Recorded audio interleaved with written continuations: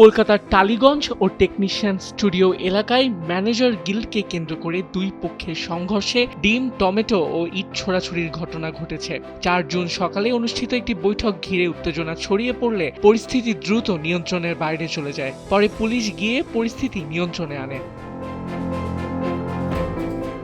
প্রত্যক্ষদর্শী ও সংশ্লিষ্ট সূত্র জানায়, সংগঠনের নেতৃত্ব নিয়ে দীর্ঘদিনের দ্বন্দ্ব থেকেই এই সহিংসতার সূত্রপাত। একদিকে গিল্ডের সম্পাদক হাসান ও সহ সম্পাদক নিরুপমদের সমর্থকরা, অন্যদিকে সঞ্জয় গুহ ঘনিষ্ঠ শিবির মুখোমুখি অবস্থান নেয়। অভিযোগ, বৈঠকে চলচ্চিত্র জগতের বাইরের কিছু ব্যক্তির উপস্থিতি ঘিরে বিতর্ক শুরু হলে স্লোগান ও পাল্টা স্লোগানের মধ্য দিয়ে পরিস্থিতি উত্তপ্ত হয়ে ওঠে এবং পরে ডিম ও ইট ছোড়াছুড়ি শুরু হয়।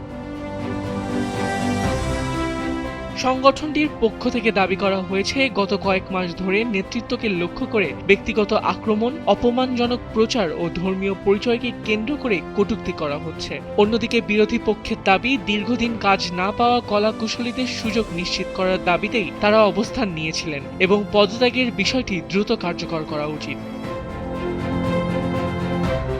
এদিকে অভিনেতা ও বিজেপির নেতা রুদ্রনীল ঘোষ বলেন, চলচ্চিত্র শিল্পে সহিংসতা ও এ ধরনের সংস্কৃতির কোনো স্থান নেই এবং সাংগঠনিক প্রক্রিয়া ছাড়া কাউকে নিষিদ্ধ করার সিদ্ধান্ত গ্রহণযোগ্য নয়।